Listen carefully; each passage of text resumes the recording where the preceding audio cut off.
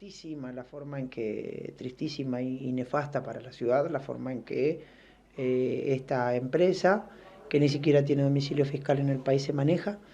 Ellos tienen por costumbre ingresar a las ciudades de manera intempestiva y así, sin ajustarse a normas ni procedimientos, no aceptan controles, con lo cual, sin perjuicio de que ellos lo acepten o no lo acepten, nosotros tenemos un mensaje muy claro dividido en tres partes. Primero, dirigido a los usuarios,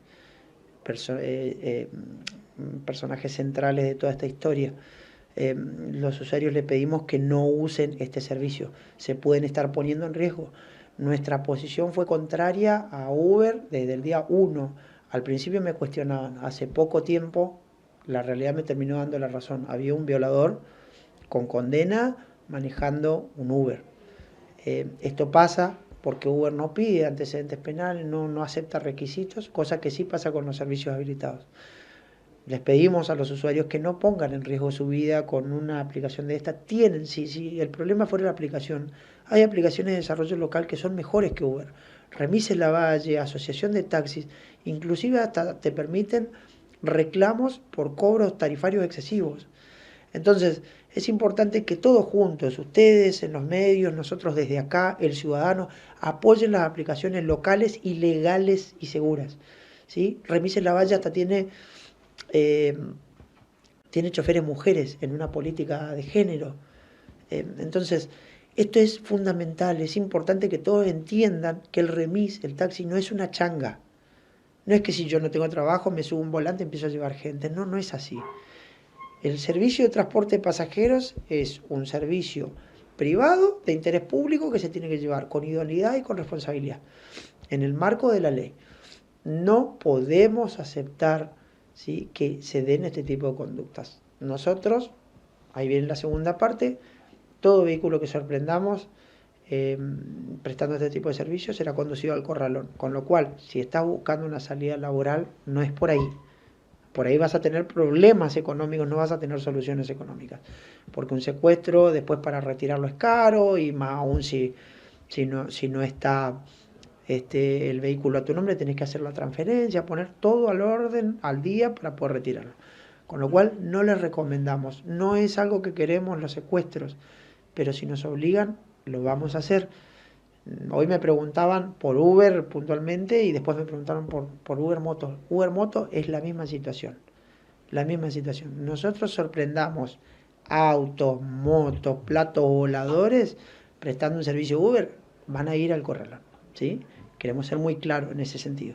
Y la tercera cuestión tiene que ver con propuestas.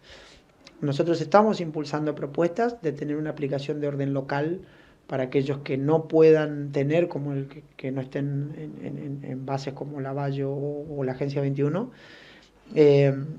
Estamos impulsando ante el Consejo un encuadre normativo que sea más expeditivo, más específico para este tipo de aplicaciones que no tienen asientos ni en la provincia, ni en la ciudad, ni en el país.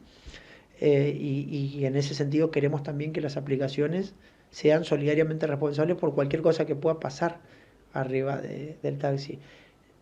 Les quiero pedir encarecidamente que no necesitemos una desgracia para tomar conciencia de lo que estamos haciendo, ¿sí? La desgracia de Tatiana Colotier fue necesaria para que los remiseros muchas veces tomen conciencia de que no tenía que haber antecedentes penales y otras cosas. La desgracia de la pandemia fue necesaria para que entiendan que tenían que sanitizar las unidades. Hasta que llegó la pandemia, a tortazos muchas veces anduvieron arriba de los escritorios remiseros con funcionarios porque no querían sanitizar, porque entendían que era perseguirlos. Bueno, llegó la pandemia, entendieron. Ahora, no necesitamos una desgracia para darnos cuenta que Uber no es seguro, no es legal y que no aporta nada a la ciudad. ¿Ya se pudo dar conocimiento o ya se pudo hablar con alguna de estas personas que realizan Uber?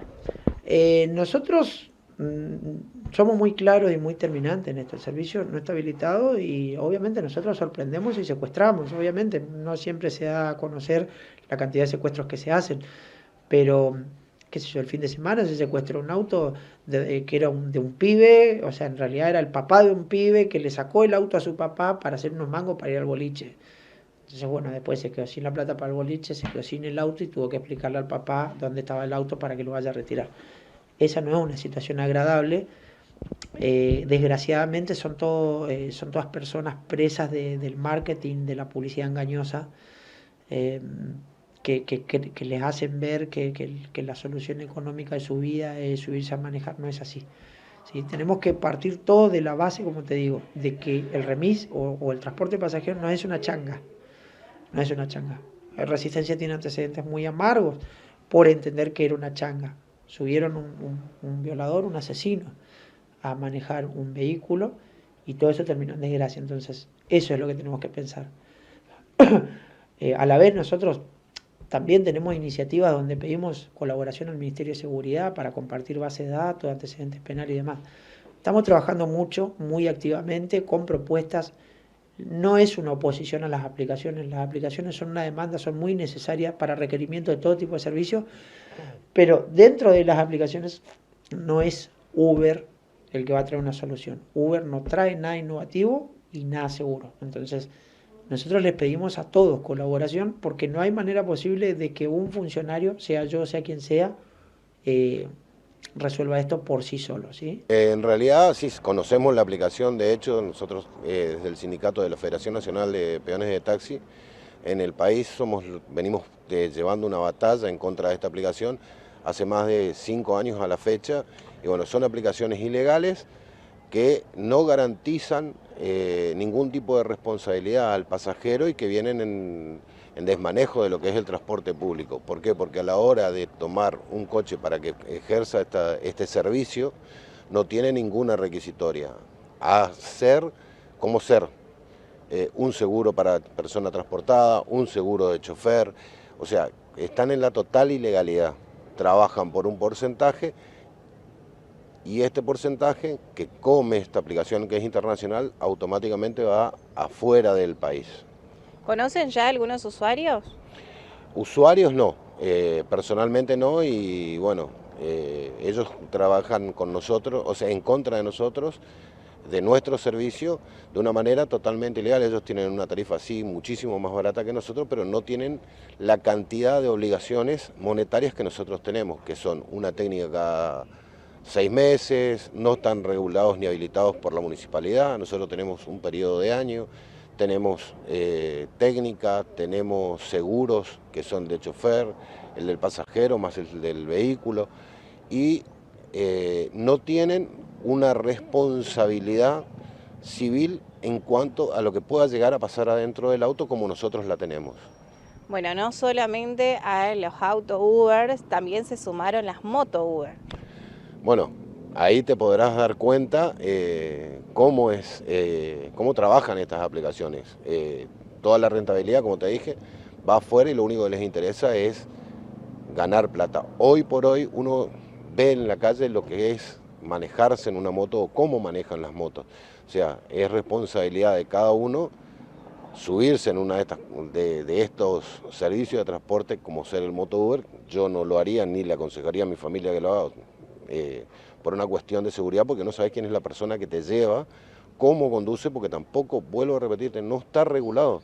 Y ni el pasajero, como siempre decíamos desde hace muchísimo, los choferes más viejos, el paragolpe de una moto, ¿cuál es? ¿La cabeza del chofer o la cabeza del acompañante? Al ser una empresa internacional, ¿a quién hacemos el reclamo? Bueno, esa es la parte que la gente desconoce. Nosotros tenemos más de 400 casos en toda la República Argentina donde han ocurrido siniestros, abusos de personas, situaciones judiciales, y Uber de esos 400 casos tiene 400 responsables. O sea, no hay una persona física a quien vos puedas reclamar. Y si acá te cuesta muchísimo, imagínate lo que es reclamar a una persona en Inglaterra que ni siquiera tiene un nombre, es una corporación, no te van a contestar nunca. Lo irrisorio de estas aplicaciones es que todos lados tienen, por cada demanda que inician, ponen un representante nuevo o un responsable de la firma. A lo que vamos de 6, 7 años que está operando y tiene más de 400 representantes en la República Argentina, para que vos te des una idea de la seriedad. Lo único que le interesa es llevarse la plata afuera. Una vez que monopolizan el caudal de pasajeros, pasa lo que está pasando en Buenos Aires ahora. El taxi y el remis es muchísimo más barato. Ellos te engañan, con una tarifa más baja, cuando hacen el caudal de pasajeros, al no existir taxi y remises, ellos elevan y juegan con la tarifa a como a ellos les convenga en el momento que les convenga. Ellos tienen una tarifa que le llaman dinámica. Esa tarifa dinámica, por ejemplo, en horarios pico, aumenta un 200, un 300%. Lo que vos pagabas 1.000 lo podés llegar a pagar 4.000 pesos. Hoy, por ejemplo, en Buenos Aires, de 6 a Aeroparque tenés una tarifa en taxi de 5.000 pesos. En Uber, Cabify, Didi, todas estas empresas, estas aplicaciones extranjeras que no están reguladas, están en 6.000, 7.000 pesos. ¿Pero por qué? Porque se hicieron de ese caudal de pasajeros. Eso es en un horario normal. En un horario de alto conglomeramiento de gente, estas tarifas oscilan entre 10 y 12.000 pesos.